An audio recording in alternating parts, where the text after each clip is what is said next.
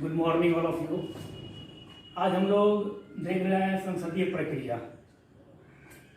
हम उम्मीद करते हैं कि आप लोग अच्छे से होंगे इस महामारी के दौर में। अभी तो पूरा दुनिया इससे ग्रसित है और अभी उम्मीद भी नहीं है स्कूल कॉलेज खुलने का। तो इस कारण से आप लोगों के बीच पॉलिटी लेकर हम लगातार आ रहे हैं और आप लोग भी मेरे साथ बने रहिए। और हम उम्मीद करते हैं कि अब आप लोगों को पॉलिटी पढ़ने में बहुत ही मज़ा आने वाला है और मज़ा आ भी रहा होगा। लोकसभा, राज्यसभा, प्रधानमंत्री, महान्यायवादी, नियंत्रक, महालेखा परीक्षक, महाधिवक्ता, इन सारे टॉपिकों को हम लोगों ने देखा, जिसमें से प्रधानमंत्री लगभग 25 से 30 मिनट हम चर्चा किए हैं। हम और आगे प्रयास कर रहे हैं कि प्रधानमंत्री का एक और वीडियो लेकर आया जाए, जिसमें उनके सभी प्रधानमंत्रियों के कार्यकाल और उनके कार्यकालों में उनके द्वारा किए गए प्रमुख कार्य व युद्धों की चर्चा की जाए। प्रयास ऐसा चल रहा है और हम आने वाले वीडियो में इस चीज़ को लेकर भी आएंगे। आप लोग आलस नहीं कीजिए पढ़ने में, आलस कीजिए आलस करने में, ना कि पढ़ाई करने में। अच्छे से पढ़ाई कीजिए। तो आज हम लोग का टॉपिक है संसदीय प्रक्रिया, जिसको बोला जाता है पार्लियामेंट्री प्रोसीजर। मतलब क्या? संसदीय प्रक्रिया। तो संसदीय प्रक्रिया के तहत आप एक ही देखिएगा कि संसद के या किसी भी लोकतंत्र देश के 3 स्तंभ होते हैं प्रमुख: कार्यपालिका, न्यायपालिका व विधायिका। और हमारे भारत के संविधान की एक बहुत बड़ी खूबसूरती है कि जो भारत में तीनों को अलग अलग रखा गया है। मतलब क्या? तीनों को किसी एक दूसरे के ऊपर हस्तक्षेप करने का अधिकार नहीं दिया गया है। कार्यपालिका भी स्वतंत्र है, विधायिका भी स्वतंत्र है और न्यायपालिका भी स्वतंत्र रखा गया है यहाँ पर हमारे भारत में। एक दूसरे के बीच कोई आरोप प्रत्यारोप नहीं लगा सकता है। ना न्यायपालिका हस्तक्षेप करेगा संसदीय कार्य में, ना संसद न्यायपालिका के कार्य में हस्तक्षेप करता है। तो उसी के तहत आज हम देखने का प्रयास कर रहे हैं संसदीय प्रक्रिया। यह जो टॉपिक है आपको 2-3 वीडियो में खत्म होगा, क्योंकि यह एक लंबा टॉपिक है। तो आज यह इसका संसदीय प्रक्रिया का आज यह पार्ट 1 है। तो हम लोग शुरू करते हैं। तो हम लोग सबसे पहले देखते हैं अनुच्छेद 108। अनुच्छेद 108 अनुच्छेद 108 के अंतर्गत अनुच्छेद 108 के अंतर्गत अनुच्छेद 108 के अंतर्गत संयुक्त अधिवेशन मतलब ज्वाइंट सेशन, मतलब ज्वाइंट सेशन बुलाने का अधिकार दिया गया है। किसे? ज्वाइंट अधिवेशन बुलाने का अधिकार दिया गया है। किसे? तो राष्ट्रपति महोदय को। तो अनुच्छेद भारतीय संविधान का अनुच्छेद 108 यह बतलाता है कि जो संयुक्त अधिवेशन कौन बुलाएगा, क्यों बुलाएगा और इसकी क्या प्रक्रिया होगी।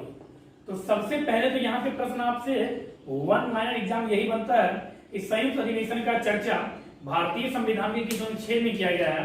तो अनुच्छेद 108 में संयुक्त अधिवेशन का चर्चा किया गया है। अब हम लोग देखते हैं कि संयुक्त अधिवेशन बुलाने का अधिकार किसके पास है। तो सबसे पहले हम देखेंगे अधिकार किसके पास है। तो राष्ट्रपति।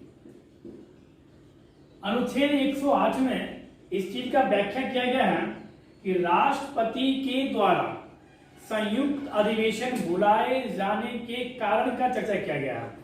अनुच्छेद 108 में यह व्याख्या किया गया है कि राष्ट्रपति के द्वारा संयुक्त अधिवेशन बुलाए जाने के कारणों, मतलब क्या? संयुक्त अधिवेशन के बुलाए जाने का कारण क्या होगा। तो पहली बात तो यह। दूसरी बात, संयुक्त अधिवेशन क्यों बुलाया जाएगा, क्यों बुलाया जाएगा, संयुक्त अधिवेशन क्यों बुलाया जाएगा। नंबर 3, प्रक्रिया, प्रोसीजर, प्रक्रिया। मतलब संयुक्त अधिवेशन में जिस प्रस्ताव पर चर्चा होगा या जिस विधेयक पर चर्चा होगा, उस विधेयक को पारित करने के लिए क्या प्रोसेस होगा। तो सबसे पहली बात हम देखते हैं कि राष्ट्रपति के द्वारा संयुक्त अधिवेशन बुलाए जाने के कारण की चर्चा की गई है अनुच्छेद 108 में।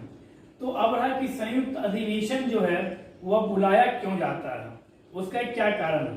तो जब हम लोग लोकसभा पढ़े थे तो हम आप लोगों को बताए थे ज्वाइंट अधिवेशन के बारे में, फिर आज हम उसका चर्चा कर रहे हैं। संयुक्त अधिवेशन तब बुलाया जाता है जब किसी विधेयक पर मान लीजिए राज्यसभा के द्वारा या लोकसभा के द्वारा कोई एक विधेयक पारित कर दिया गया, पास कर दिया गया, और जब वह विधेयक पहुंचा राज्यसभा में या राज्यसभा द्वारा पारित किया तो वह पहुंचा लोकसभा में, तो इस दरमियान उस विधेयक पर लोकसभा के द्वारा असहमति दिया गया या उस पर कुछ चर्चा नहीं किया गया, या राज्यसभा के द्वारा दिए गए बिंदुओं पर लोकसभा के द्वारा दिए गए बिंदुओं पर राज्यसभा ने अपनी जो है वह विचार प्रकट किया। क्या विचार प्रकट किया कि ये बातें नहीं होनी चाहिए उनके अनुकूल, मतलब क्या, अपना विरोध प्रकट किया। दूसरा कंडीशन, कोई बिल, मान लीजिए कोई बिल ऐसा या कोई प्रस्ताव ऐसा है जिसे किसी एक सदन ने पारित कर दिया और दूसरा सदन 6 माह तक उस प्रस्ताव पर अपनी कोई भी प्रतिक्रिया नहीं देता है। कहने का मतलब यह है, कोई एक सदन कोई प्रस्ताव को पारित कर दिया, कोई विधेयक को पारित कर दिया, और जैसे ही वो दूसरे सदन में गया तो वह सदन 6 माह तक यदि उस विधेयक पर, यदि उस प्रस्ताव पर अपना कोई प्रतिक्रिया नहीं दिया तो इस अवस्था में संयुक्त अधिवेशन बुलाए जाने का प्रावधान है। नंबर 3 है प्रक्रिया क्या होगी। तो संयुक्त अधिवेशन में जिस प्रस्ताव पर, जिस विधेयक पर, संयुक्त अधिवेशन में जिस प्रस्ताव पर, जिस विधेयक पर चर्चा होगी, उस विधेयक को उपस्थित व मतदान करने वाले सदस्यों के बहुमत से उस प्रस्ताव को पारित किया जाएगा, उस विधेयक को पारित किया जाएगा। कहने का मतलब यह है कि जो विधेयक संयुक्त अधिवेशन में आएगा उसका पारित होने का प्रक्रिया क्या है, प्रोसीजर क्या है, प्रोसेस क्या है। तो हम बोलेंगे उपस्थित वो मतदान करने वाले सदस्यों के बहुमत से उस विधेयक को, किस विधेयक को, जो विधेयक ज्वाइंट सेशन में लाया गया है उस विधेयक को पारित किया जाएगा। तो हम लोगों ने क्या देखा, अनुच्छेद 108 के तहत ज्वाइंट सेशन का चर्चा किया गया है। ज्वाइंट सेशन को कौन बुलाता है, तो राष्ट्रपति बुलाता है। अब आपसे यहाँ पर एक प्रश्न बन सकता है, प्यारा सा प्रश्न, कि ज्वाइंट सेशन या अनुच्छेद 108 में क्या उल्लेखित है। ऑप्शन पहला दे देगा आपको, राष्ट्रपति के द्वारा संयुक्त अधिवेशन बुलाए जाने के कारण का उल्लेख है। नंबर 2, संयुक्त अधिवेशन क्यों बुलाया जाएगा। नंबर 3, संयुक्त अधिवेशन में जिस प्रस्ताव पर या जिस प्रस्ताव के लिए बुलाया गया है उस प्रस्ताव की पारित होने की प्रक्रिया का चर्चा किया गया है। नंबर 4, इनमें से सभी, या नंबर 4 में दे सकता है इनमें से कोई नहीं। तो जहां आंसर रहेगा इनमें से सभी, और यदि यह तीनों बात का चर्चा किया गया है तो मेरा राइट आंसर होगा इनमें से सभी। लेकिन यदि यह 2 दे, तीसरा कोई और चीज दे, जैसे नंबर 3 में मानिए हम सिर्फ नंबर 3 के ऑप्शन को चेंज कर रहे हैं, नंबर 3 में आपको यह दे दे कि अनुच्छेद 108 के तहत संयुक्त अधिवेशन की अध्यक्षता लोकसभा स्पीकर करेगा। अब ऑप्शन में दिया अब आपको ए और बी, ऑप्शन बी में दिया ए और सी, ऑप्शन सी में दिया आपको A B C, option D में दिया इनमें से कोई नहीं। तो यहां पर हम याद रखेंगे ए भी सही है, सी जो है वो सही नहीं है। यह तो बात सत्य है कि संयुक्त अधिवेशन की अध्यक्षता लोकसभा स्पीकर के द्वारा किया जाता है, लेकिन इस बात की चर्चा अनुच्छेद 108 में नहीं किया गया है। इस बात का चर्चा अनुच्छेद 108 में किया गया है, किसका, ज्वाइंट सेशन का। अब हम लोग इसी अनुच्छेद 108 से संबंधित और 2-3 अनुच्छेद है उसको हम लोग समझने का प्रयास करते हैं।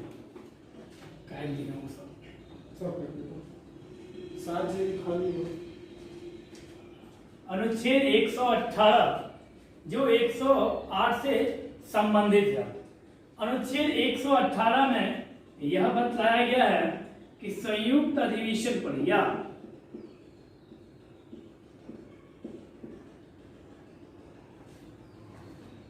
अनुच्छेद 118 में यह बताया गया है राष्ट्रपति द्वारा,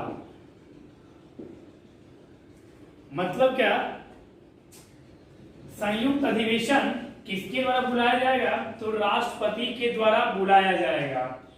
लेकिन यहां पर जो हमें ध्यान देने वाली बात है वो हम यह याद रखेंगे कि राष्ट्रपति जो हैं वह लोकसभा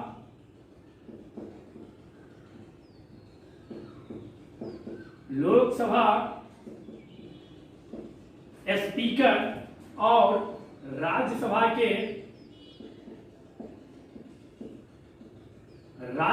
के सभापति, अनुच्छेद 118 के तहत इस बात का चर्चा किया गया है कि संयुक्त अधिवेशन राष्ट्रपति के द्वारा बुलाया जाएगा, लेकिन किसके परामर्श पर, तो हमें यह ध्यान रखना है कि लोकसभा स्पीकर और राज्यसभा के सभापति के, मतलब क्या, लोकसभा और राज्यसभा, लोकसभा के स्पीकर और राज्यसभा के सभापति के परामर्श पर राष्ट्रपति महोदय के द्वारा ज्वाइंट सेशन संयुक्त अधिवेशन बुलाया जाएगा।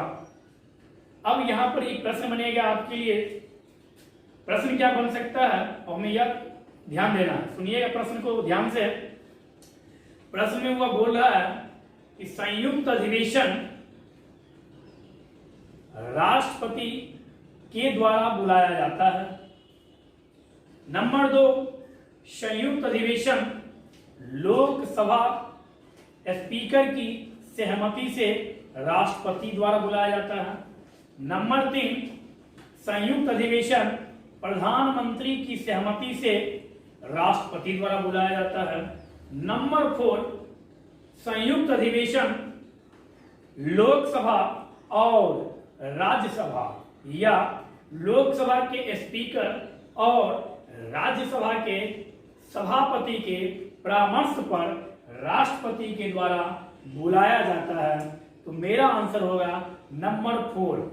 यहां पर यह गौर करने वाली बात है, लोकसभा स्पीकर की सहमति पर नहीं बुलाया जाता है, सहमति पर नहीं बुलाया जाता है, परामर्श पर बुलाया जाता है, सलाह पर बुलाया जाता है, ना कि स्वीकृति पर। तो एग्जाम में आपको यह याद रखना है, यदि ऑप्शन में सिर्फ एक किसी का नाम दे और लास्ट ऑप्शन में दोनों का नाम रहे तो हम लास्ट वाले ऑप्शन को क्लियर करके टिक लगा के आएंगे एग्जामिनेशन हॉल में। इसलिए बोला जाता है कि परीक्षा हॉल में आप जब भी जाए तो स्थिर होकर पूरे प्रश्न को और उस प्रश्न का जो ऑप्शन दिया गया है आपको बनाने के लिए, उस 4 ऑप्शन को आप सही से पढ़े, तब आप उस प्रश्न को सॉल्व करें। लेकिन हम लोग करते क्या हैं, जैसे ही देखे कि राष्ट्रपति द्वारा बुलाया था, पहला ऑप्शन टी, जी नहीं, ऑप्शन 4 में देखिए पहले कि वो लिखा क्या है। वो क्या लिखा है कि राष्ट्रपति के द्वारा लोकसभा के सभापति वो राज्यसभा के सभापति के परामर्श पर बुलाया जाता है।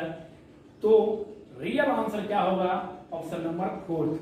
तो हम लोगों ने यह देखा। अब यहीं पर यह लिखा हुआ है कि संयुक्त अधिवेशन की अध्यक्षता, अनुच्छेद 118 का सब क्लोज 4, संयुक्त अधिवेशन की अध्यक्षता लोकसभा स्पीकर के द्वारा किया जाएगा। संयुक्त अधिवेशन की जो अध्यक्षता है वह लोकसभा स्पीकर के द्वारा किया जाएगा। कहां लिखा हुआ, अनुच्छेद 118 का सब क्लोज 4 में लिखा हुआ है। एक यहीं से एक अनुच्छेद है 118 सब क्लोज 3। अनुच्छेद 118 के सब क्लोज 3 में इस बात का व्याख्या किया गया है कि राष्ट्रपति के द्वारा निमित्त व्यक्ति इस संयुक्त अधिवेशन की अध्यक्षता करेगा। संयुक्त अधिवेशन के लिए जो विधि बनाया गया है जो निर्माण प्रक्रिया बनाया गया है, जो नियम व कायदे बनाए गए हैं, किसके द्वारा? तो राष्ट्रपति महोदय के द्वारा। इस बात की चर्चा भारतीय संविधान का अनुच्छेद 118 के सब क्लोज 3 में किया गया है, जबकि अनुच्छेद 118 सब क्लोज 4 में क्या किया गया है? तो अनुच्छेद 118 का सब क्लोज 4 हमें यह बतलाता है कि ज्वाइंट सेशन का अध्यक्षता लोकसभा स्पीकर करता है। अब मन में एक प्रश्न आएगा कि यदि लोकसभा स्पीकर अनुपस्थित हो तब क्या होगा? तो लोकसभा स्पीकर यदि अनुपस्थित हो तो राष्ट्रपति के द्वारा जो नियम व कायदे बनाए गए हैं ज्वाइंट सेशन के लिए अनुच्छेद 118 के 3 के तहत उसमें यह उल्लेखित है कि लोकसभा स्पीकर की अनुपस्थिति में इसकी अध्यक्षता कौन करेगा।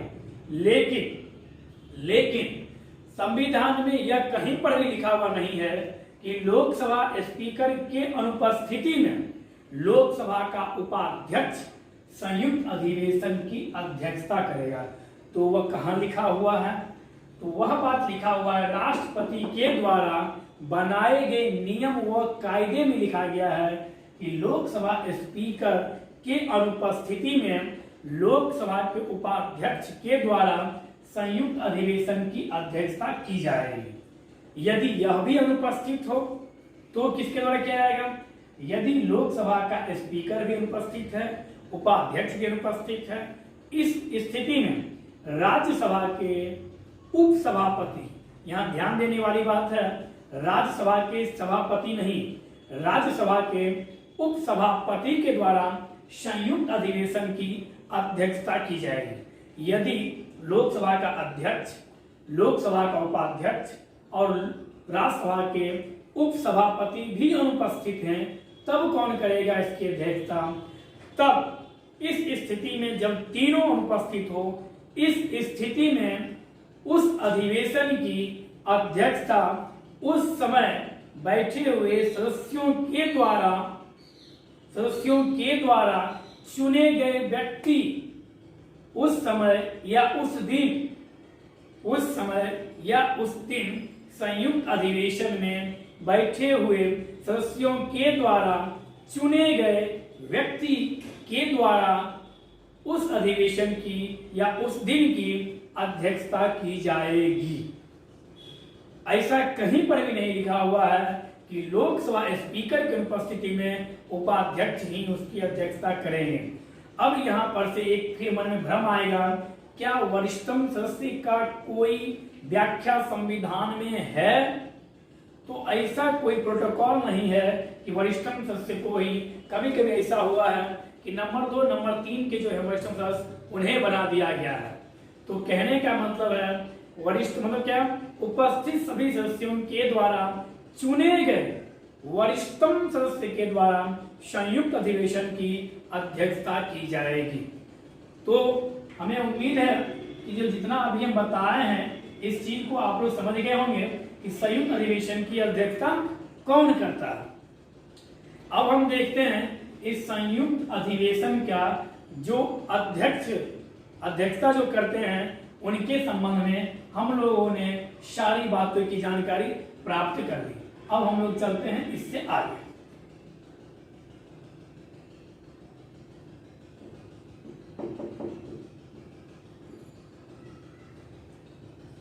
भारतीय संविधान का अनुच्छेद 120 में यह उल्लेखित किया गया है कि संसद का जो कार्य है वो किस भाषा में होगा। अनुच्छेद 120 हमें यह बतलाता है कि संसद का जो कार्य है वह किस भाषा में की जाएगी। तो अनुच्छेद 120 में लिखा हुआ है कि संसद का जो कार्य है वह 2 भाषाओं में की जाएगी, अंग्रेजी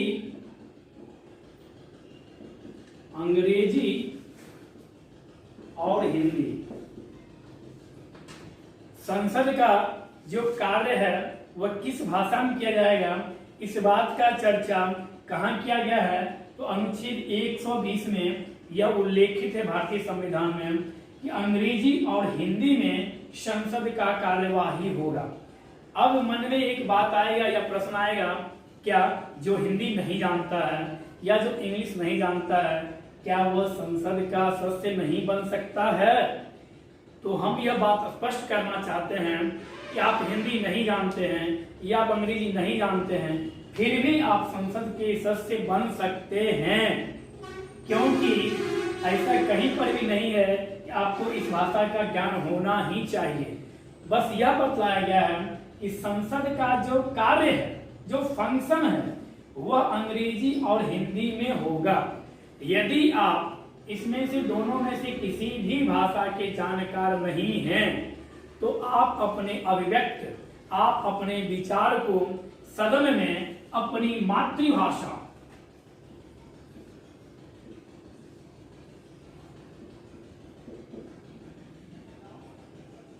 आप सदन में अपनी मातृभाषा में अपनी एक्सप्रेशन को, अपनी अभिव्यक्त को व्यक्त कर सकते हैं, अपने विचार को आप प्रकट कर सकते हैं। किस भाषा में? मातृभाषा में। अब यहाँ पर फिर एक प्रश्न आएगा, क्या मातृभाषा में जो है वो हम बिना किसी के परमिशन के बोल सकते हैं? तो हम एक बात बताने का प्रयास कर रहे हैं, यदि आप इस दोनों भाषा के जानकार नहीं हैं, तो लोकसभा स्पीकर के द्वारा आपको यदि आप दोनों में से किसी भाषा के जानकार नहीं हैं, तो लोकसभा अध्यक्षता या अध्यक्ष महोदय या स्पीकर के अनुमति पर आप अपनी मदर लैंग्वेज में, मातृभाषा में आप अपना अभिव्यक्ति, आप अपना विचार संसद के पटल पर रख सकते हैं। एक चीज और हम स्पष्ट करना चाहते हैं, कहीं पर भी यह नहीं लिखा हुआ है, जैसे आप सबको पता है कि अनुसूची 8 में भारत में 22 भाषाओं को मान्यता दिया गया है। संविधान में यह नहीं लिखा हुआ है कि आप 22 भाषाओं का प्रयोग करेंगे, यह नहीं बोला गया है।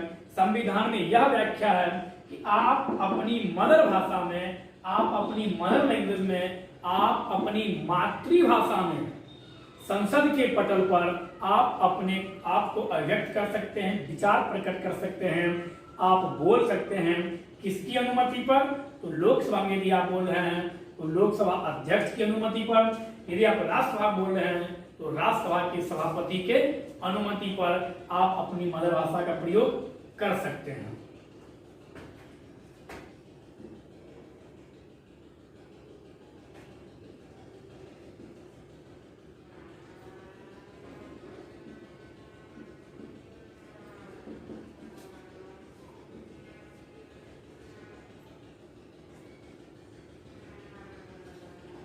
अनुच्छेद 121 और अनुच्छेद 122, अनुच्छेद 121 और अनुच्छेद 122 को हम समझने का प्रयास कर रहे हैं।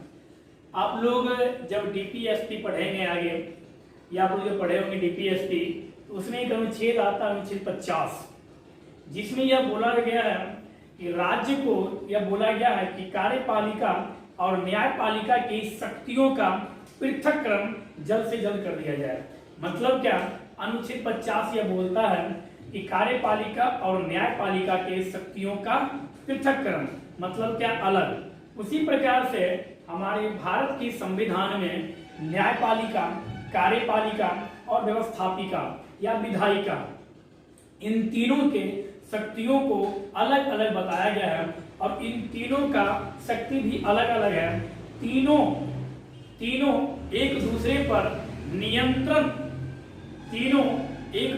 पर नियंत्रण नहीं रखते हैं, और बैलेंस, मतलब क्या? नियंत्रण और बैलेंस का मतलब होता है संतुलन बनाकर, कंट्रोल और बैलेंस बनाकर तीनों एक दूसरे से चलते हैं। मतलब यह हुआ, नियंत्रण रखते हुए और एक दूसरे संतुलन बनाकर चलते हैं। कहाँ? प्यारे भारत के संविधान में ऐसा चर्चा किया गया। न्यायपालिका, कार्यपालिका और व्यवस्थापिका, मॉन्टेस्क्यू ने ऐसा कहा है या बोले हैं, मॉन्टेस्क्यू के शक्तियों के पृथक्करण की परिभाषा में ऐसा दिया गया है, यदि शक्ति किसी एक व्यक्ति के या किसी एक संस्था के पास आ जाए तो वह राष्ट्र तानाशाह के हाथों में माना जाएगा, तब उसे लोकतंत्र नहीं बोला जा सकता है। इस कारण से यहाँ पर प्यारे भारत के संविधान में तीनों के शक्तियों का अलग अलग व्याख्या किया गया है, तीनों का शक्ति अलग अलग दिया गया है, तीनों एक दूसरे पर बैलेंस बनाकर संतुलन बनाकर चलने का प्रयास करते हैं। यही तो हमारे भारतीय और भारत के संविधान की सबसे बड़ी खूबसूरती है, जो दुनिया का इतना बड़ा लोकतंत्र होने के बावजूद भी सबको एक साथ मिलाकर चल रहा है। इसलिए अनुच्छेद 121 में यह व्याख्या किया गया है कि न्यायाधीशों की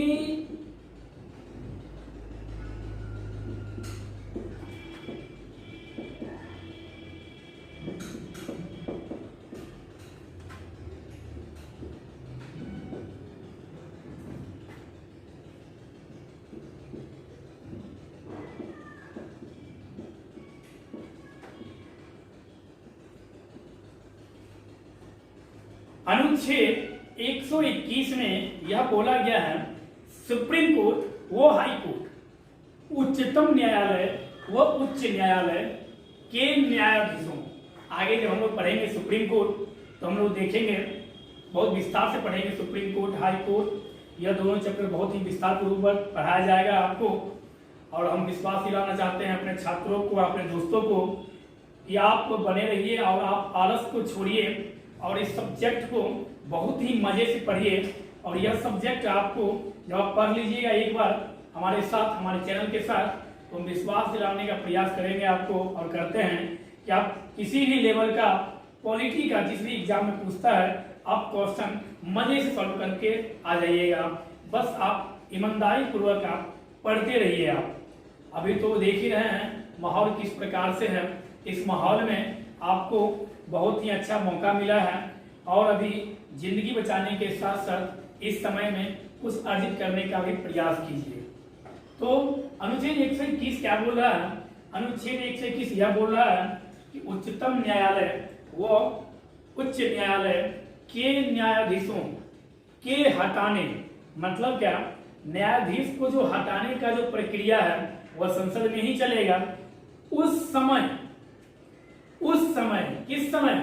जब न्यायालयों के न्यायाधीशों के हटाने के संबंध में संसद में कोई प्रस्ताव आए, तब आप उन न्यायाधीशों पर या उस न्यायाधीश पर टीका और टिप्पणी कर सकते हैं, मतलब आप कुछ बोल सकते हैं। अन्यथा संसद को यह बोला गया है कि न्यायपालिका के किसी भी न्यायाधीशों पर या न्यायपालिका के किसी भी कार्य पर टिक्का और टिप्पणी करने का अधिकार संसद को नहीं दिया गया है।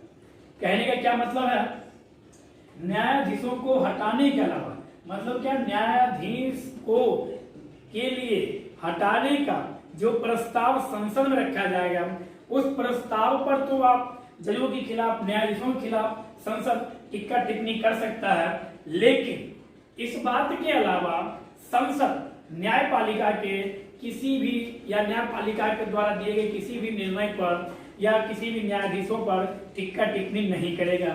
तो यहाँ पर संसद को न्यायपालिका के संदर्भ में या न्यायपालिका के कार्यों के संदर्भ में रोक लगाता है। अनुच्छेद 122 क्या बोल रहा है? अनुच्छेद 122 बोल रहा है न्यायपालिका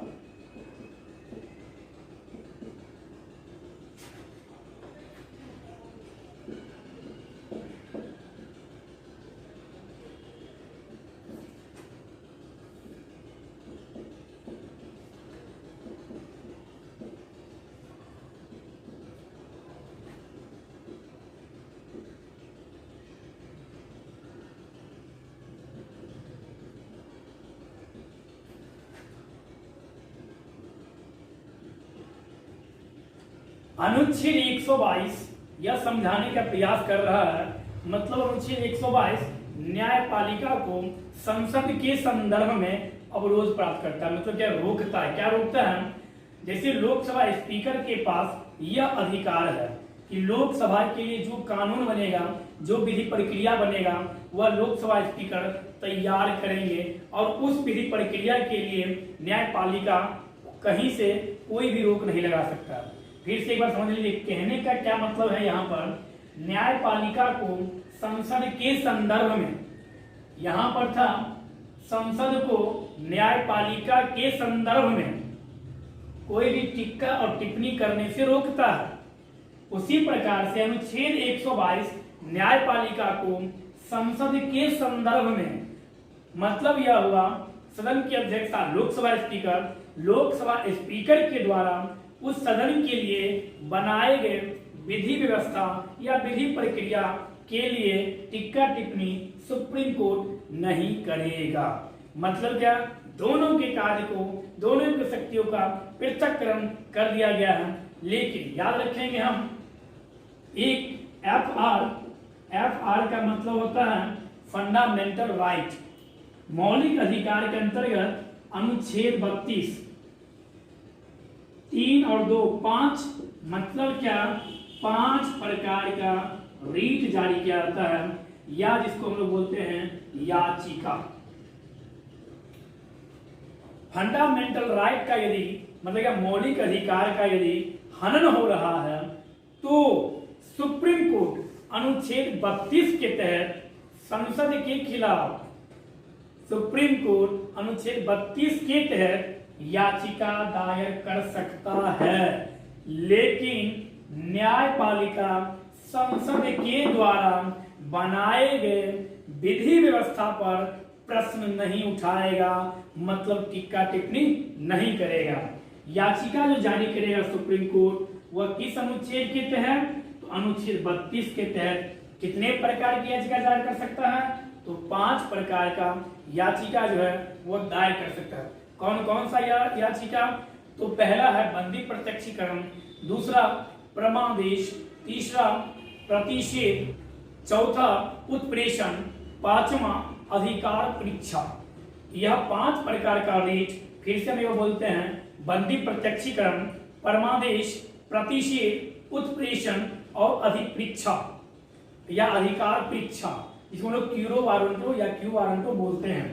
इस पर यह 5 प्रकार का रीट सुप्रीम कोर्ट जारी कर सकता है अनुच्छेद 32 के तहत। अब हम लोग आगे देखते हैं अनुच्छेद 99। अनुच्छेद 99 में दिया गया है क्या, शपथ।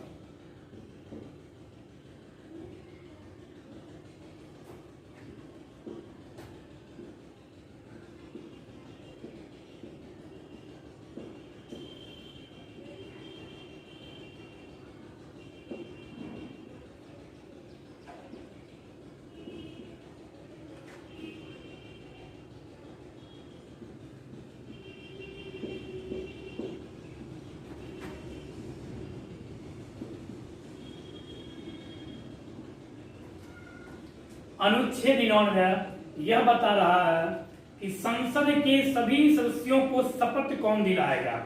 तो अनुच्छेद 99 के तहत यह कहा गया है कि संसद के सभी सदस्यों को शपथ राष्ट्रपति द्वारा, किसके द्वारा, तो राष्ट्रपति के द्वारा। ऑथ मतलब शपथ कौन दिलाता है, तो राष्ट्रपति द्वारा, या और नहीं बोल रहा है, या राष्ट्रपति द्वारा निमित्त व्यक्ति, मतलब क्या, राष्ट्रपति के द्वारा जो व्यक्ति नियुक्त किया जाएगा वह व्यक्ति शपथ दिला सकता है। अनुच्छेद 99 में यह बताया गया कि संसद के सभी सदस्यों को राष्ट्रपति के द्वारा शपथ दिलाया जाएगा या उनके द्वारा निमित्त व्यक्ति के द्वारा शपथ दिलाया जाएगा। अब यहां पर से अब आपके मन में आएगा कि मनोनीत सदस्य को शपथ कौन दिलाता है। तो मनोनीत सदस्य को भी शपथ राष्ट्रपति ही दिलाते हैं। आप जब देखे होइएगा एमसी मेरी कॉम या सचिन तेंदुलकर जी का जब शपथ हुआ था तो अखबार में ऐसा निकला हुआ था कि राष्ट्रपति महोदय सचिन तेंदुलकर जी को शपथ दिलाते हुए, मतलब। तो यहाँ पर यह भी हमें याद रखना है कि मनोनीत सदस्य को भी शपथ कौन दिलाता है, राष्ट्रपति महोदय दिलाते हैं। अब यहाँ पर से फिर एक प्रश्न आएगा कि निमित्त व्यक्ति कौन हो सकता है। राष्ट्रपति द्वारा ऑथोराइज व्यक्ति कौन होगा, पर्सन कौन होगा। तो राष्ट्रपति द्वारा निमित्त व्यक्ति कोई भी हो सकता है। राष्ट्रपति के द्वारा नियमित व्यक्ति कोई भी हो सकता है। जैसे ही पुरानी लोकसभा विघटित हुई और नई लोकसभा का गठन हुआ, उनमें सबसे वरिष्ठतम सदस्य को, अब ऐसा नहीं कि वरिष्ठतम का मतलब 80 साल होना चाहिए, ऐसा कोई एज नहीं है और ना ही ऐसा कोई संविधान में लिखा गया है। हम एक दिन और बताए थे, जिस दिन आपको लोकसभा में पढ़ाए थे, प्रोटेम स्पीकर का चर्चा भारतीय संविधान में कहीं पर भी नहीं किया गया, बस एक परंपरा बना।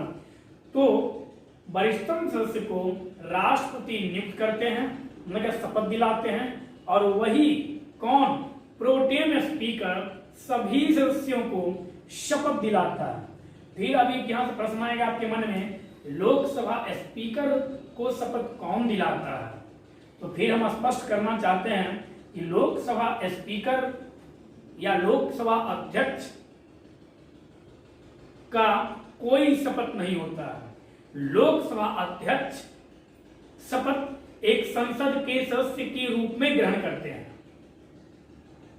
राज्यसभा के सदस्यों को कौन शपथ दिलाता है? तो हमने स्पष्ट किया, संसद में ही राज्यसभा आ जाता है। तो संसद में राष्ट्रपति द्वारा नियमित कौन है? तो उपराष्ट्रपति या सभापति। राज्यसभा के सभापति के द्वारा सभी नए सदस्यों को शपथ दिलाया जाता है। अब है कि वह जो शपथ लेते हैं, वह शपथ कहां चर्चा किया गया है या किस बात शपथ लेते हैं?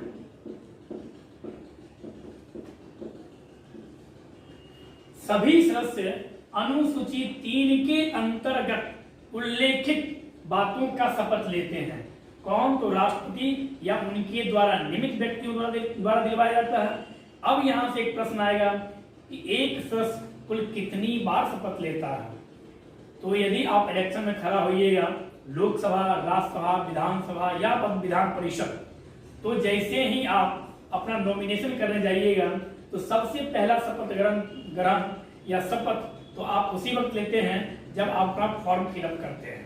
पहला शपथ हुआ, जैसे ही आप जीत गए तो आप संसद के या विधानमंडल के सदस्य के रूप में शपथ लेते हैं। दूसरा शपथ, और वही सदस्य यदि कोई मंत्री बनता है तो आप मंत्री के रूप में भी शपथ ग्रहण करना होता है।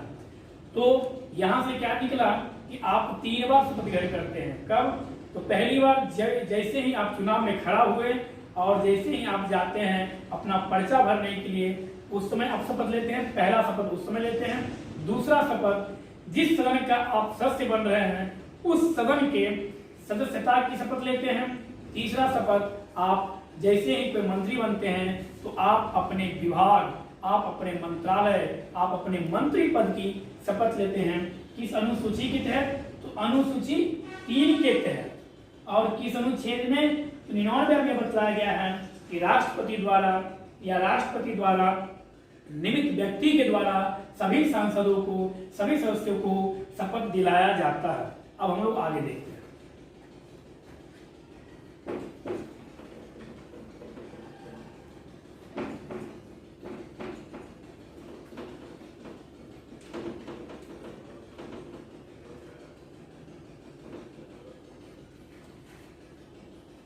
अब हम देखते हैं अनुच्छेद 100। अनुच्छेद 100 में क्या बोला गया है? अनुच्छेद 100 यह बोलता है कोरम।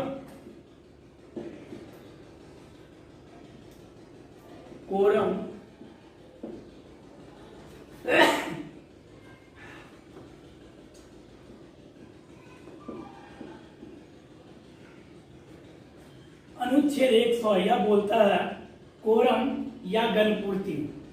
अब रहा इसका मतलब क्या होता है, तो सबसे पहले तो आप इसका मतलब समझ लीजिए। मान लीजिए कोई एक क्लास चल रहा है, मान लीजिए आपके स्कूल में या आपके कॉलेज में या आपकी यूनिवर्सिटी में कोई क्लास चल रहा है और उस क्लास के टीचर यह निर्धारित कर दें कि देखिए आपके क्लास में कुल 300 बच्चा है, इसमें से यदि 30 बच्चा, कम से कम 30 छात्र या छात्राएं जो भी हो, यदि वो उपस्थित नहीं होगा तो आपका क्लास नहीं चलेगा। यदि आप 28 होते हैं उपस्थित तो आपका क्लास नहीं चलेगा। कितना होना पड़ेगा? 30, मतलब 1/10। उसी प्रकार से संसद का कोरम फिक्स है। लोकसभा का कोरम है, राज्यसभा का कोरम है। तो लोकसभा का सीट कितना है? टोटल LS सीट 5, 4, 5, मतलब 55 सदस्य कम से कम या 1/10। आप इधर ही लिख लीजिए 1/10 या 55 सदस्य। कहाँ होना चाहिए? लोकसभा में कम से कम इतना सदस्य उपस्थित होगा तभी सदन चलेगा, तभी सदन की कार्यवाही शुरू की जाएगी। अब यहां से फिर एक मन में क्वेश्चन आएगा, यदि 53 सदस्य है और सदन की कार्यवाही चल रही तो इसका निर्णय कौन लेगा? तो यदि कोई सदस्य उसी में से खड़ा होकर लोकसभा स्पीकर से कहेगा कि महोदय या अध्यक्ष जो भी हो उस समय कि हमारे सदन का जो संविधान में उल्लेखित है कोरम 1/10 वह पूरा नहीं है, तो उसी समय लोकसभा अध्यक्ष के द्वारा उस सदन को स्थगित या निलंबित किया जा सकता है।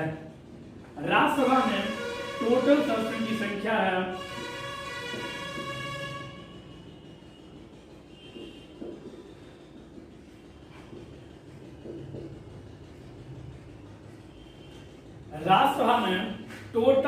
की संख्या है 245। इसका कितना? 1/10 मतलब 25। राज्यसभा में कम से कम 25 सदस्य उपस्थित होंगे तभी राज्यसभा कार्यवाही शुरू होगा। अब आपसे एग्जाम में पूछ रहा है, अब आपका प्रश्न आया कि लोकसभा का या सदन का कार्यवाही या कोरम होता है।